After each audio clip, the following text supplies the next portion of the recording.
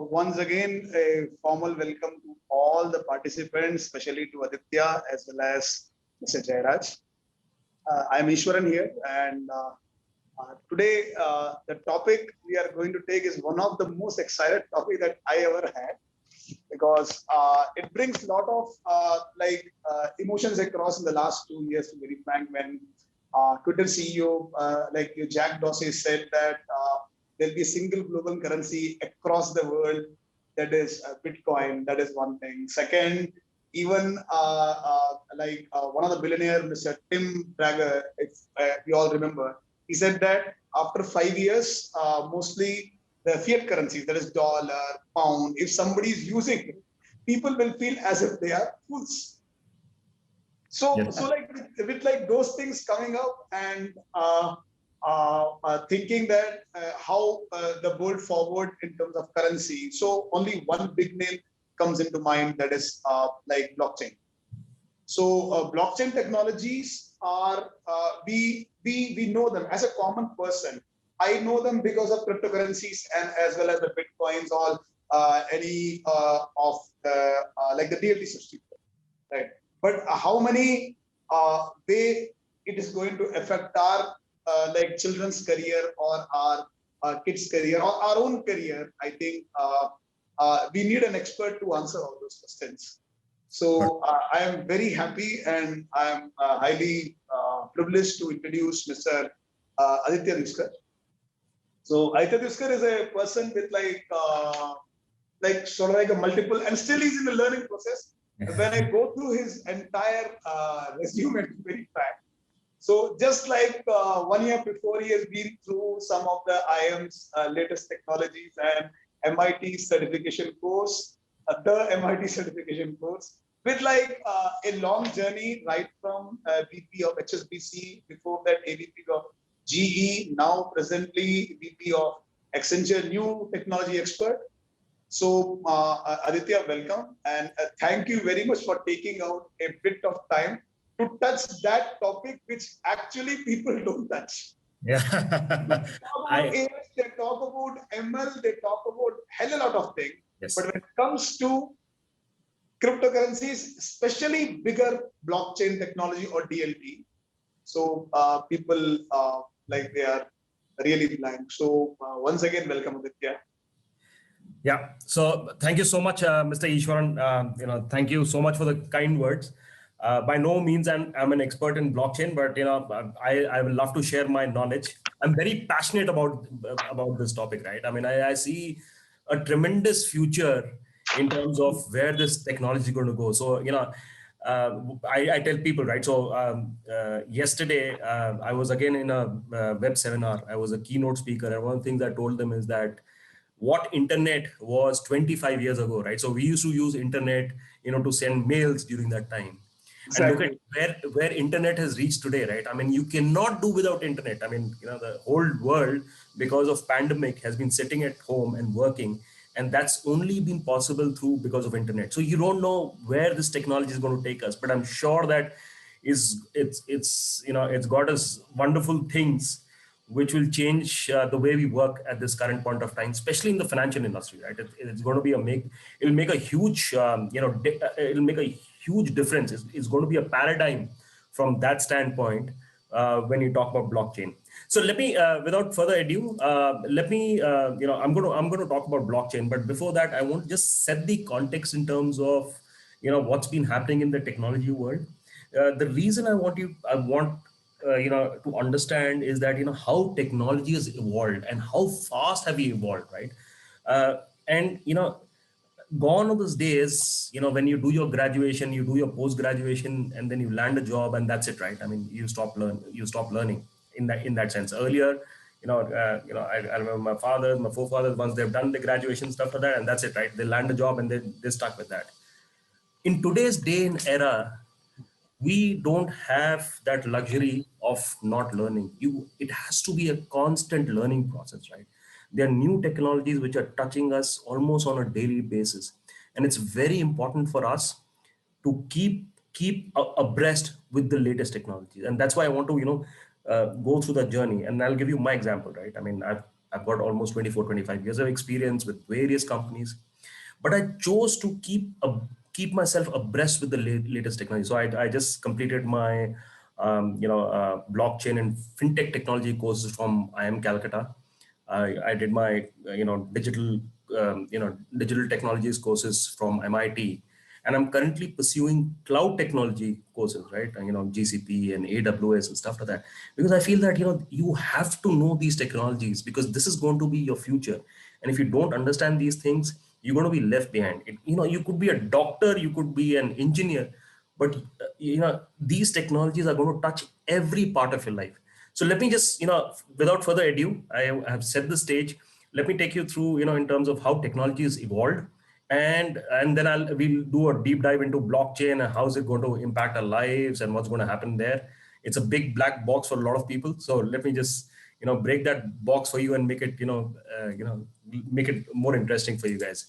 I hope that's okay. And if you have any questions, I would recommend just put it on the chat box. We'll take a break in between and we'll go through the questions. And I'll try and answer those questions to the best of my abilities. Is that okay? Let me start with my first slide. So we have been through this. The current generation which we are in is the fourth revolution. Okay. So let me start with, when did the first revolution start? So these are the revolutions which are closest to us in terms of timelines, and we have seen significant changes in terms of technology coming in, or industrial revolutions which are happening. So the first industrial revolution, which happened in 1765, okay, and this was because of the invention of steam engine. So James Watt had invented the steam engine, and that not only helped in moving goods, but that also helped in the factories. So factories had steam engines, and they were able to mass produce, okay, various things like steel and iron and stuff like that, which actually build this whole industrial revolutions, and the maximum benefit happened in the Western countries. So UK, European countries, the Americas actually benefited significantly because of this revolution. So it was a huge revolution. I mean, goods were moving much faster. Earlier the goods were moving in horse carts. Now they started moving through steam engine. The steam was used, to mass produce goods, steels, clothes and everything. So it was used in every industry. And during that time, what we talk about blockchain, people used to say, "Oh, wow, it's such a big revolution which has happened," right? The second revolution happened in the 1870s, where we started having cars coming into place. We had some aeroplanes. The initial aeroplanes started happening in the beginning of the 20th century. So that was a big thing. So people started flying from one place to the other very, very rapidly. For that, personal transportation had taken a big thing, right? So that completely changed the paradigm, right? Then the other thing which started happening was mass production. Okay, so there's a famous book on how Ford, the T model, actually changed this whole the production of cars, right? So they used to go into an assembly line, and they could rapidly, I mean, almost 3-4 times improve the output of production through this through this assembly line kind of a system. So that was invented. So that was a big thing, right? I mean, during that time. Then the third revolution came. The third revolution was all about computers started coming in. You had personal computers. There was the initial internet which had come in. We had it. We started having televisions and all those. So that also really had a big shift, right? And now we are in the fourth revolution, right? I mean, the fourth revolution is again a complete paradigm, right? I mean, starting from making your payments through your phone. You do pretty much everything on your phone, right? I mean, starting from your social media to do your banking, to book a cab, to book your flight tickets, to take your selfies. Everything is being done on phone, and that's the digital era. So everything. So during pandemic, okay, almost 80 to 90% of the workforce was working out of home. How was that possible? Because of the digitization, the digital era. I mean, it's actually called the digital era. So it's basically removing the physical boundaries, okay, and it's basically bringing everything. I mean, you're hyper connected with each other, right? I mean, you look at all the technologies. You're hyper connected to your bank. You're hyper connected to your, through your apps, you look at your social media, you connect through your hyper connected, with your friends, families through social media, you chat with them. So, if I do something, I take a selfie at some place, I post it online, everybody knows what I'm doing.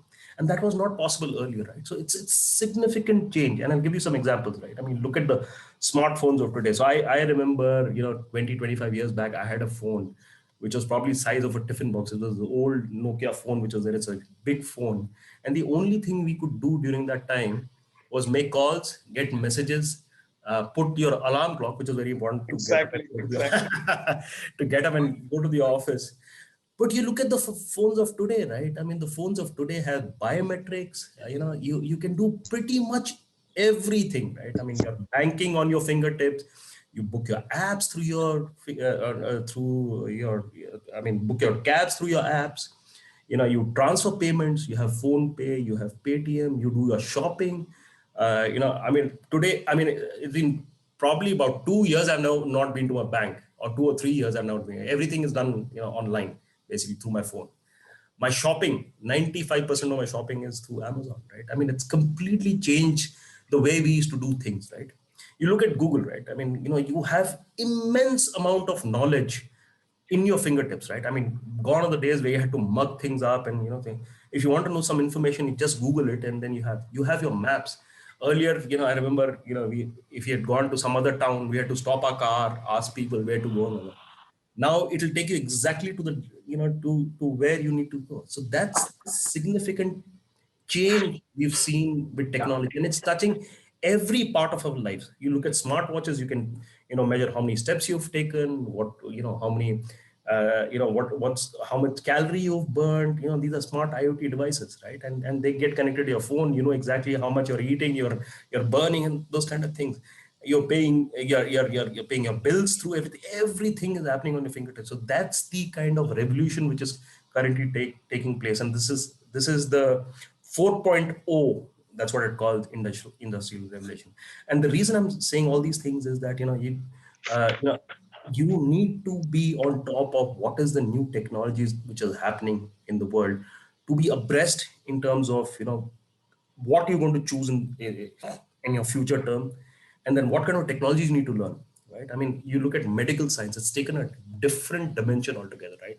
I mean, the genetic study and stuff like that. You look at the current the coronavirus. Okay, we've got the vaccine in less than about a year, right? I mean, this is unheard of.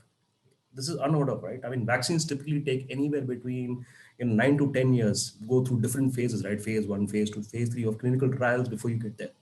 But because of the advances in technology and the mRNA sequencing and those kind of technologies which we've mastered, we were able to reduce that to probably 1 year. And they're saying the future vaccines are going to be more broad spectrum and a very very short time, right? And this is why I'm telling you, these are the technology, and AI ML data, right? Data with artificial intelligence has really helped us doing this. So if you're thinking to be a medical student in the future, I think one of the technology you will have to probably learn is AI ML. And so that's why I'm giving you this background in terms of how this will evolve and how this is going to make an impact so far. Any questions so far? I mean, do you want me to answer right now, or I'll keep going on? No, yeah, here like what the questions I'm getting in my personal that say like we are listening that the blockchain is more useful in finances and banking, right? So even like as per the latest, say like the LinkedIn last year survey, 2019, I think like blockchain was the one in which we got the maximum job opportunities. Yes. Yes. This was 2019 survey. Okay. Yeah. Right. So yes. So Here, you're right. like the question what they are Okay. asking, So, yeah. that how like is relevant to the school kids? That means in the class like 11th and 12th or 9th, 10th, how like they should take, Okay. because we Okay. have the industry. Okay, so let me do this, Mr. Ishwaran. So my next few slides is about blockchain. So let me explain a little bit of blockchain, and I will explain in terms of how does the relevance for blockchain happens to eventually will happen, right? I mean, blockchain is still in its nascent stage, but it's going to make a significant tick in everybody's life, right? And Yeah. the first use cases are coming for finance, but it's going to be a huge thing. So there are already use cases in terms of the music industry with 5G coming in, and with IoT devices. When they start talking to each other, there's something called smart contracts within blockchain, right? They're going to make a huge difference. And I'll give you some examples, from that standpoint also, and I'll tell you how does it impact our lives, right? So I'll keep that in mind, and I'll answer that question when I do my Sure. Sure. substance. Like, yeah, but that's a great question. So I'm moving on to, what are the new technologies of today, and what, and for tomorrow, right? I mean, where where are we going to see these technologies evolving? And today they are evolving very, very fast. And these are technologies of the future also. So artificial intelligence, right? I mean, so this is basically machines are trying to stimulate human intelligence. Okay, so machines are trying to do things which humans are trying to do. But so obviously human brains is way, way complex, for the current technology to understand that, right? I mean, you show various types of emotions, the various types of behavioral patterns the machines can't depict. But they've become very smart in doing repetitive tasks, right? So you look at, so AI is being currently used for doing a lot of repetitive tasks which humans are doing. So that's part of the robotics. So I was working with Accenture, and we were trying to help this company through robotics. So we were looking at their, the finance processes, which is accounts processing, accounts receivable. So there were close to about 600 people working on those processes, right? And we were able to automate almost 95% of the almost 95% of the process. So out of 500, 600 people who were working there, they required only 20 people eventually to work on the systems, because those tasks could be, we could just quickly automate, those things. So that is one. The second thing is, with artificial intelligence, you have something called, chat bots. You have voice bots, which are powered by NLP, which is a neuralistic language programming, right? So they're powered with these things, which actually convert your speech to text and text to speech. Okay, that's how the NLPs work. And these chatbots and voice bots, yeah, I mean, if you've ever ordered from Swiggy and then you have a concern, you go to the help button. It's actually a chatbot which is talking to you, and it's trying to help you, saying that, this person is here. I can see this person is here. It's actually artificial intelligent powered chatbot telling you, they're looking at all the information provided, that they're going to the maps and seeing where this person is and giving that information. That's the kind of power, these artificial intelligence. And they're making huge, impacts in the medical science. They're making huge impacts everywhere else, right? So I was working with a Saudi-based company, right? And what this company does is, they do a lot of analysis of the rocks, right? I mean, so earlier they used to cut the rock, understand the rock, and then figure out if they will find oil or water or whatever, right? I mean, once they look at these rocks formations, they can predict that there might be oil. So what they started doing is that how we help them is that we started taking these samples of the rocks we started taking pictures of these rocks and started feeding into our intelligence system, artificial intelligence systems, right? So we collect thousands and thousands of rock samples.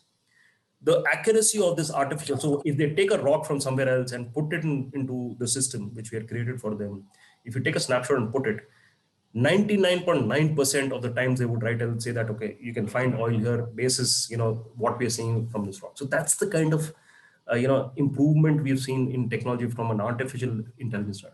The second thing is machine learning. This is again a huge area which is making immense amount of pathways into our current world, right? I mean, what they do is they go through billions and zillions of data, right? And they analyze this data, so structured, unstructured data. They analyze all this data, and and give us meaningful information to make decisions. I remember, during my marketing classes and all that, we used to be called 4Ps. We used to, there was something called target market segment, right? I mean, we used to say that, this market segment, which is probably the millennials, they have such purchasing power, they have such risk appetite. Now with machine learning, they know exactly when Aditya Deoskar is going to buy an insurance product, or what is his risk appetite to buy a certain product, When should we advertise a certain product, through the social media which is uses. So he typically uses Instagram or LinkedIn, and we should advertise this product because he's searching for this product. And they are able to do that with, this immense amount of data very, very quickly, and that provide that information, back to the customer itself. So that's the kind of things which we are seeing. The fourth one, which is still in a very, very nascent stage, and it's going to evolve very, very rapidly in probably the next 7 to 10 years, is quantum computing, right? I mean, currently what the computing we do, the computers we have are basically based on zeros and ones. Now, quantum computing is basically on the phenomena of quantum mechanics or quantum physics, right? I mean, it's multifold. So the learning, the way the machine treats itself is through quantum multifold, right? And what they say is that once it comes of age, quantum computing, it'll be probably millions and millions of times faster of the current computers which we have, right? I mean, they basically run on quantum bits, which are also called qubits. And so it's on a different level altogether, right? I mean, it's still evolving. They're trying to figure out, the use cases of it, but this is going to be huge if somebody is interested. The last one, which I'm going to talk about, is blockchain, which is, my personal favorite. I love this topic, and I'm going to cover about blockchain and, how is it going to impact us and what's it all about, right? And it's a big black box. A lot of people talk about it. It's a very fancy word, but a lot of people don't know how the mechanics of blockchain work and how does it impact us, right?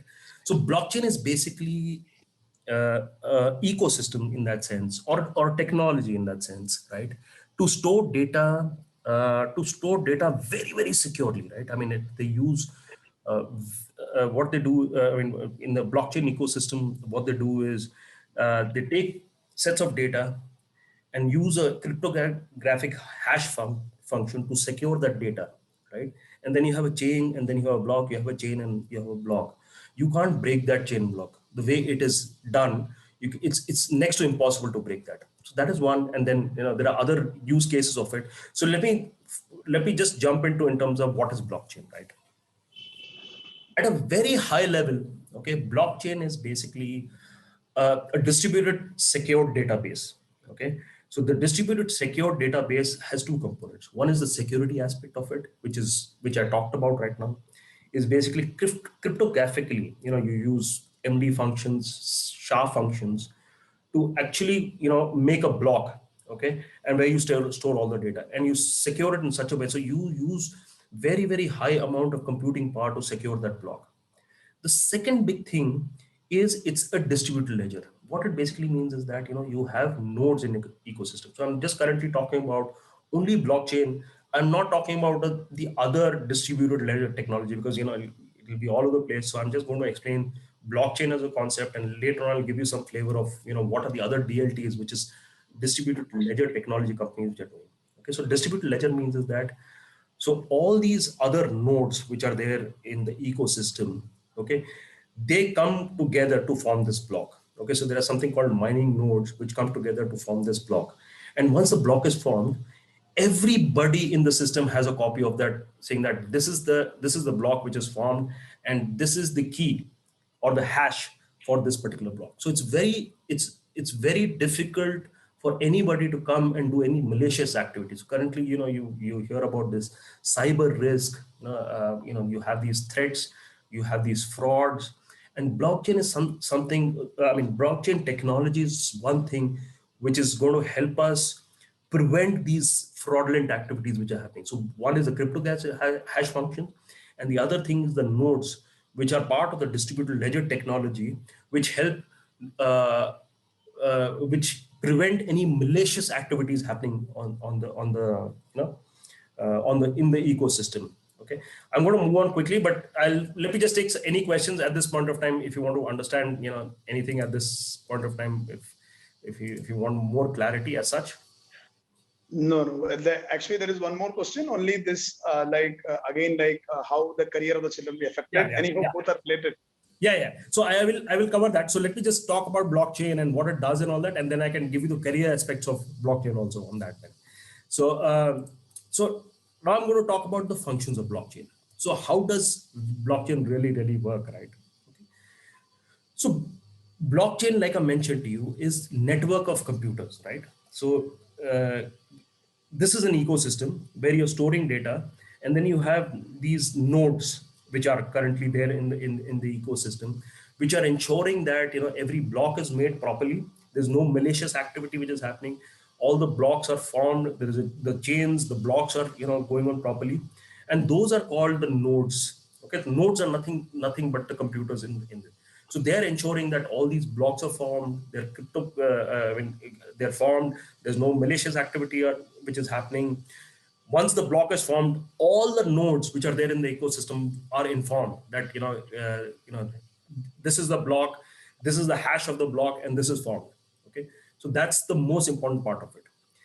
The other important part of this is, in this ecosystem, when you have these participating nodes, right, there is no central authority. And I'll tell you why that is very important in the later stage. There is no control of central authority. So everybody in the system is equal. Okay. So in our current systems, right, I mean, you look at your financial system, you look how the government works, right? Because they have the power on in the ecosystem, because they have the database, they have the knowledge in the ecosystem, like the banks or the RBI. For any transaction, they will charge you a fee.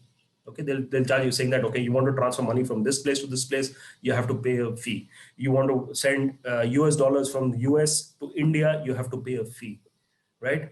In blockchain, that control goes away from the central authority, right? So what happens in the blockchain system is that the central authority goes away completely, and the nodes, which is everybody which is participating in the ecosystem, has equal power. So they're ensuring that no single person is important in that. Everybody is equally important, and everybody is looking at those systems. Once a block is formed, everybody has got all the copies of the block. For the block formation also, the nodes are working together. So there is no one single authority. Once you have a single authority, they have the power to control the ecosystem. They have the power to charge you rent to use the ecosystem. They have the power to charge you fees to use the ecosystem. So that goes away. So that makes this whole technology way cheaper to do for us to do things, right? Here, like Aditya, one small thing. Yeah. Is it like more like the decentralization of the power? You can say Yes. that. Yes. So I'll tell you what. So the power of blockchain is about all decentralized. The reason I said that there is no central authority is basically that it's getting decentralized. There is no central authority, right? Not like the governments, and you have the RBI, you have the Feds, which is there in the US. So they control the ecosystem. They control the financial worlds, right? The RBI controls the financial world of India. In US, you have Feds. They control that. Now this Yeah. is completely decentralized, distributed, right? There's no central part. So that's the beauty of it. So once you have central, power, what they do is they control the ecosystem. They don't let people become more than them. Okay, so the whole idea of Satoshi Nakamoto, we don't know if it's a he or she or it. We don't know. Nobody still knows who's Satoshi Nakamoto. But the whole idea behind this is to not to have a central power, okay, and make it distributed, the power to be distributed amongst everybody who's participating, and they are equals in that sense. So that was the whole concept. One is the security part of it, and the second part of it is the distributed ledger technology. So the power is also distributed. And when we say ledger means, so when a block is formed, okay, so it's when it's formed, it's given a name. The name is basically the hash of that, right? Yeah. And that hash is actually given to everybody in that. Okay, so they know that this block is formed, there's a next block being formed. So, and this kind of data is secured in that. So everybody has the information at a given point of time. No single person. So typically what happens is in the banks also, you have these very big banks like HSBC and all that. They hold the power of data, right, with themselves. Their database is to themselves, and if they want to share the data, they charge you for that, right? Exactly. Here, now everybody has the information, right? Yeah. So and it's shared with everybody. So there is no power, one single power. So that's the whole idea behind this distributed ledger technology. Is it like again, like coming back to the context of education, you feel that future on like even if the person is having a degree, then all the degree will become digitalized, like sort of a DigiLocker we have in CBSE. Yes, absolutely. So I'll All give the you certificates will come, and even for job checking by the authorities can be done from the back end without any like corruption involved in that. Yes, so that's the big thing, right? So So let me answer that question for you, right? I was working with a friend of mine. So he's into he runs a company which basically specializes in distributed ledger technology, right? So what they're trying, so they're working with the UAE government. Okay, what the UAE government wants to do is put all the land records into this format, right? So everybody, so there's an ecosystem which is created. Anybody who buys land or particular piece of plot, okay, everybody would know that this person, say Mr. Ishwaran, has bought, 100 acres of land, say in Dubai, right? I'm just giving you an example. So everybody in the ecosystem, and there is a chain which is followed, right? I mean, you can't break that. You can never, because it's cryptographic. So everybody knows that. If anybody tampers with the data, the whole information I mean, you can't tamper with it because the entire chain will get broken, and people know that somebody's gone tampered with this. So that is the kind of technology. If that comes into India, especially land records, especially if education, your certificates. Now, Yeah. if Aditya Deoskar has done an IIM program, right, that goes on to this particular blockchain technology, okay, and it's stored in that information stored. Everybody knows in the system that he has done this. So including the institute. So institutes is part of the ecosystem. All the professors are part of the ecosystem. All the students are part of the ecosystem. So you can't mess around with that. So all the nodes are basically validating, saying that okay, so that becomes very, very powerful, right? And everybody knows about this. So there's no central authority. So it's a function of that. So I think, and when you talk about these use cases, right? I mean, we're still in the cusp. So right now we're doing a lot of use cases with the financial industry, but in the future it has got immense capability from that standpoint. The music industry has been suffering quite a bit, because of the royalty payments and stuff like that. So music was the first to adopt actually blockchain more than finance industry. The music industry, what they do is they put the music onto the blockchain and they have smart contracts. So they say that if you suffice the smart contract, if you have a contract, an agreement between parties, if you suffice that contract, you're able to take the music away. So those are things, because people have this whole thing of there's obviously a lot of fraud happening in the music industry and stuff like that. So blockchain is actually helping control that fraud at this point of time. So there are a lot of use cases, and probably I'll cover some of them. But I hope that answered your question, right? Yeah. And like, Aditya, how about education, Aditya? Like, like suppose somebody want to become a blockchain specialist. So obvious engineering is there, and like there is a myth that first, like, let us take a degree, then a certificate course, and then blockchain, you go ahead. So you feel that something should be done at the ground level in the maybe like your primary, or maybe in secondary, senior secondary. In what level shall we start? So one is definitely, I mean, one is irrespective of what field you're working in. I think one of the biggest things is you should start learning coding, right? You could be a biology student, you could be, physics, you could be an art student. I think everybody should learn coding, because that's going to be your future, right? You take one language and you learn it, and it's very interesting. So I have, after 23, 24 years of working, I've started, learning coding language, right? I'm learning Python right now. I'm learning Java, and it's very interesting, right? I mean, and this is the future. I mean, without coding, you will, you will not be able to sustain yourself for a very long time. You can have a doctor's degree or medical, you can be a medical profession, but if you don't understand the mechanics of how coding works, how do these technologies work, you'll be left behind. Because nowadays, with the help of AI and with the help of robotics, there are remote operations. So the doctor is sitting in the US and he's treating a patient probably in Finland, and he's doing the operations from there. So those are the kind of testing which are happening. And AI with ML is feeding him all the information. What they're doing is that they're taking all this heart rate pulse. So he's connected, the person is connected through IoT devices, and as those devices are actually feeding into the system. And from the system, he's actually able to figure out, what are the vitals of this patient? How am I performing the operation? So those are the kind of things.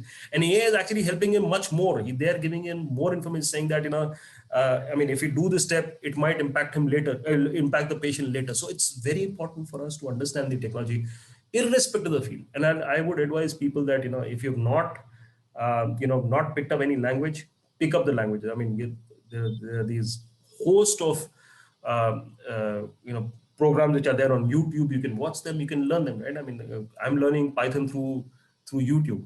I would recommend people to do Yeah, that. yeah, yeah. Right? So in terms of blockchain, there is no particular course as such right now. So there are these. Sorry, was there a question? I think No, there no, is. no, no issues, no issues. Okay, so in terms of blockchain, there are no specific courses, or I'm doing this course from IIMs and stuff like that, but there's no. I have not seen any like a PG course or an undergrad course kind of thing right now, but there are a lot of these technologies which you can learn. There is, you can learn Ethereum, okay, which is a DLT, which is based on Solidity. So if you learn Solidity language, that can help you, build Ethereum. So Ethereum actually is a great DLT where you can build your blockchain ecosystem. You can build your, it's called DApp, right? A distributed app technology, which you can build your own, blockchain system learning Ethereum, right? So that's something which you can do. So that's, I would recommend people to, once you go through this, to actually go and look at Ethereum, what we can do with that and all. And there are various other, there's Ripple, there is Litecoin. There are so many other distributed ledger. There are about thousands and thousands. There are almost 5,000 distributed ledger technologies right now in this day and era. I hope I have answered your question so far. Yeah. Sorry, like slightly my video is a problem, so I think my voice is clear.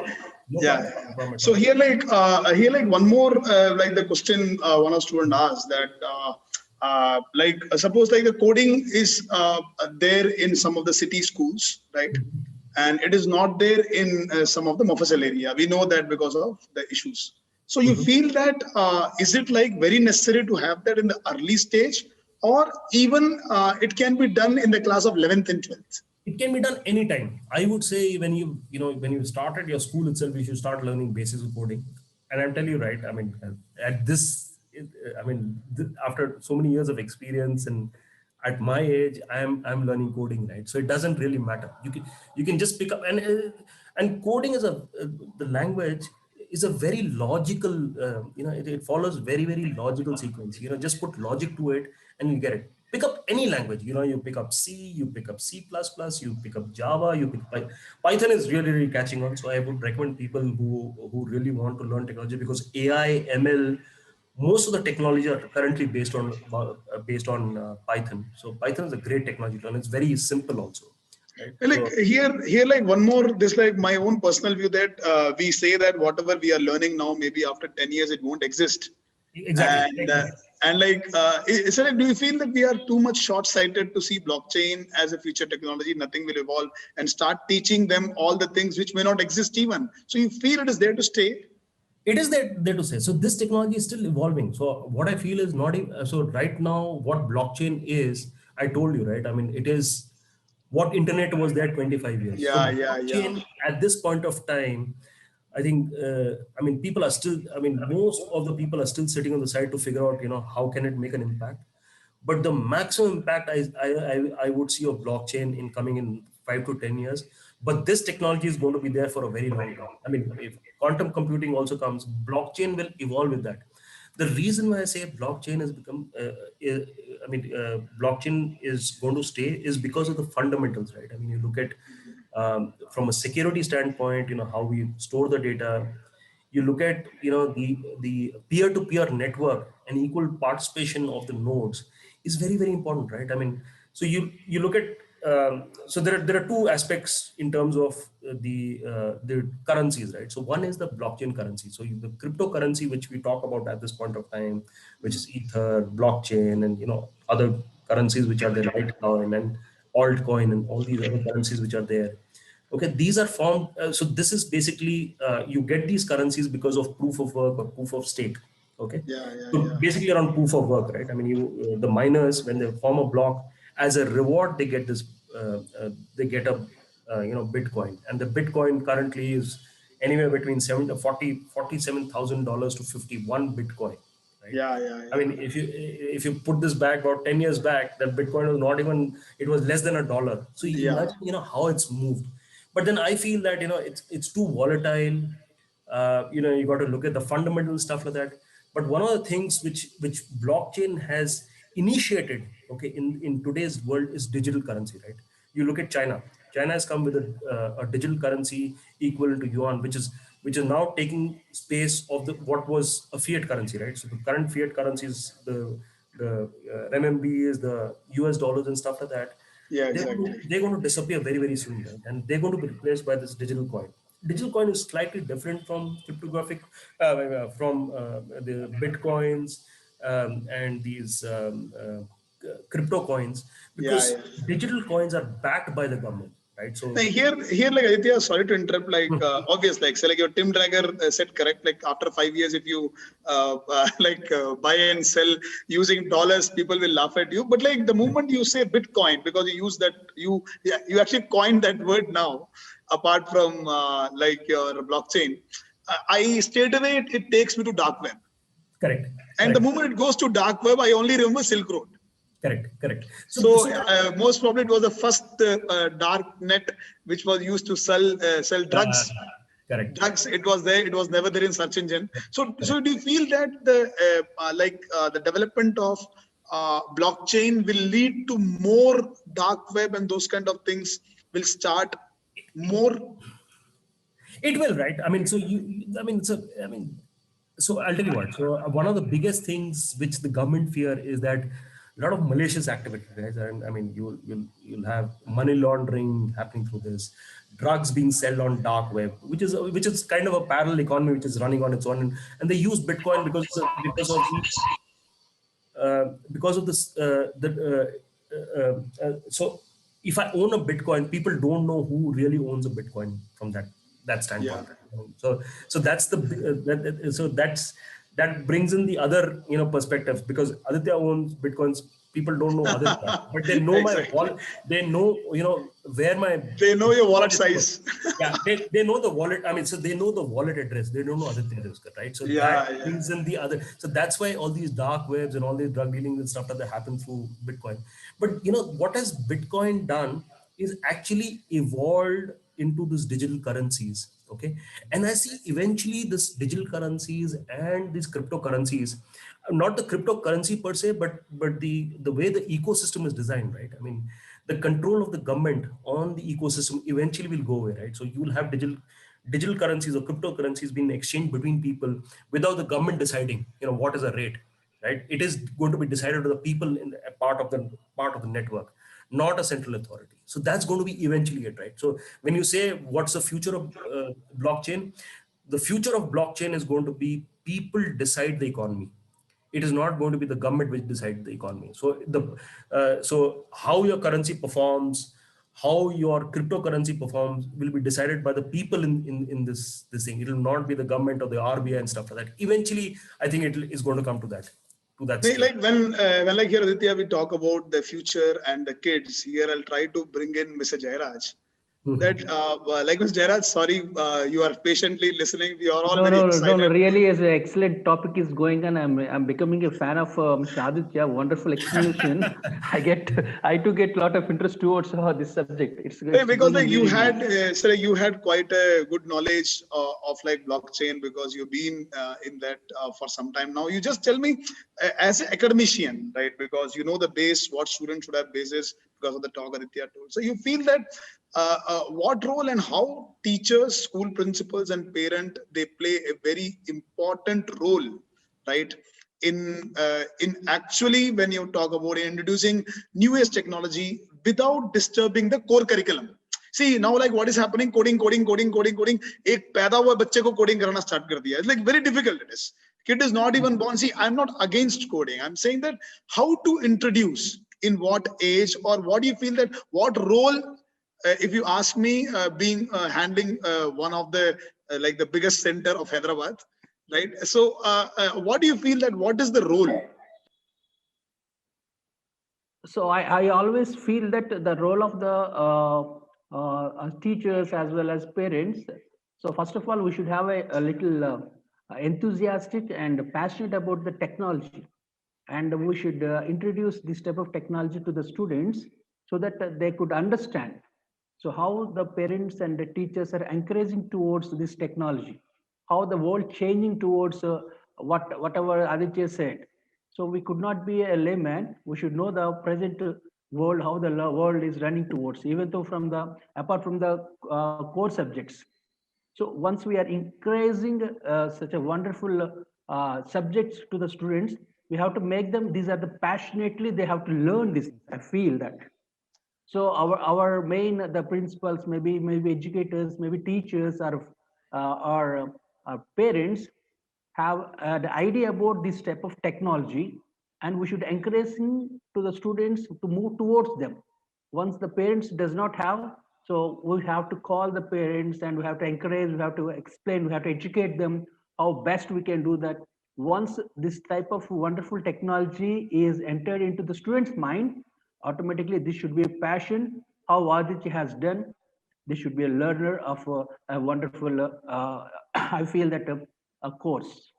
And like here, like one more thing, Jairaj, that like you feel that like any like challenges you are feeling that if at all you want to introduce, you want means if at all we want to introduce this into any implementation we want in this learning in school. So you feel any challenges you can foresee that to implement what the challenges can be?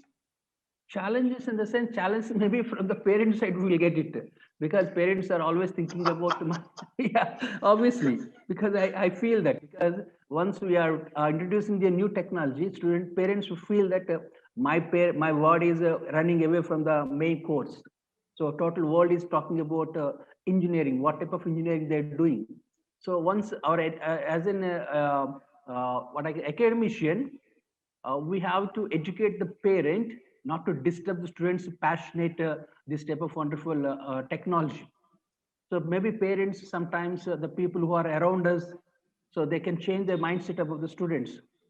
So that challenges, and also I feel that, Mr. Ishwaran, Yeah, this type of maybe to learn artificial intelligence, robotics, and coding, it's all has to come towards a passionately they have to do this apart from the core subjects. So here, like maybe the last line that is there on the screen, that all the nodes in the ecosystem need to agree to form a block in the ecosystem, really Yeah. placed well. Yeah, That means the parents should understand that this is the need now. It is not just for the hick of it that somebody's coming and who's there in the blockchain, or some academician sitting and like running a school in like 50 acre of land and talking about like ecosystem and all. No, it is there to stay. Like rightly Aditya said that the way it was internet, I still remember the kind of internet we used to do. We used to go to cyber cafe, give around 15-20 rupees for half an hour, 1 hour, and spend time. Aditya is like actually smiling. I am also smiling. I can't show my face. That's my problem. So, so like now internet is there in the palm top. If you tell your kids that we used to go to cyber cafe, they'll say, Papa, where you went here? Internet is there in my hand. Yeah. So like things have changed. Like things have changed. It changed a lot. And if we don't change, we'll be an outstanding, actually standing outside candidate. Maybe we'll be outside totally. So here, like one thing I want to tell to, because many of the parents who are putting me the questions, I want to tell here that what Aditya, what Mr. Aditya from the industry told, that even the people who are living in the Mofassil area, if they feel that coding is not available at the early age, but make sure at any one point of time in the schooling, introduce them to coding. If like is available in the school, well and good, online, well and good, any of the like the online courses they can join in, but they have to go through this coding at least once in their before schooling. Any engineering will be there, otherwise they'll be kept out. Second, what Jairaj Garu told, that here the parent role comes into picture. Yeah, it's very important. Teachers are there. We are there to help out. Even industrialists are there. Aditya like kind of there to help out. But it requires from the parent side to understand that when the student is learning coding, he is not becoming engineer. Yeah, actually, he is actually learning coding for like English, mathematics, physics, chemistry, biology, coding. Yeah, exactly. Correct. Exactly right. Correct. So I think I am putting it on right place. Any like last lines from you, Aditya, for the young kids who are there? Anything you want to add on? My last two bits is, like you mentioned, I agree with you. There's no age for learning coding. Whenever you feel comfortable, whenever you feel that you have this desire to learn coding, you should learn it. I think it's great. It's like learning any other language, right? I mean, we teach our kids English, Telugu, Hindi, other languages, right? So treat it like that and learn that language, because you develop, as a person also. I mean, you're developing the kid because he's learning something different, right? So it is developing part of his brain and stuff like that. That is number one. The second thing is, I think it's very important for us to introduce them to different technologies, right? So like I spoke about blockchain, somebody should come and talk about AI, who are passionate about that, and they should understand, what is technology playing a role in today's day and what's going to play in the future, and they should find an interest in that, right? I mean, if they start finding interest in that, oh wow, I mean, this is a technology which probably interests me. Like blockchain really interests me because it intrigued me in that Yeah, sense. this I is, really this is wanted to one get type into of, I feel that this is one type of a world. Once the children is entered in that, wonderful, Yes. they can enjoy in that one. This is an excellent part, right? So they will enjoy this. So you keep giving them this knowledge of what all technologies, how they're making an impact. Yeah. So AI, ML, this gene editing, those kind of things are really improving our human life, right? Our human lifestyle, right? And they're helping people with certain kind of diseases, certain kind of things, and they're improving their lives, right? And some people are passionate about doing that. And once they know that, this particular technology is helping doing something in that area, they develop that interest and they'll automatically start learning towards that. And it's very important for us to give them that, that platform for them to understand what this technology is doing, right? Like I explained about blockchain, somebody comes and explain about, probably, mRNA or gene editing or AI or quantum computing. And that's where, people will start getting, start getting inquisitive about, what this technology is all about. How is it going to impact us? Nice. So it's like same as when you told that term gene editing, Aditya. I don't know how many people actually read through underline, because I seen editing the like any of the, what do you call it, like the script or editing the book. Gene editing, think of where the world is going. Yeah, So, yeah. because we are running out of time, so like with lot of like heavy heart, somehow we have the session has to come to end. But like we'll definitely love to catch you if at all you're sometime in Hyderabad, where you can come and directly talk to our student about. You can give a complete session on what this like the blockchain technology is and how many career options it's going to have. So Absolutely. thank you, Aditya. Thank you, Jairaj, for joining so us much. and taking out time from a busy schedule. Yeah, Thank you very much. Thank you, Thank you. Aditya, for a wonderful Bye bye. session. Thank you. Thank you so much.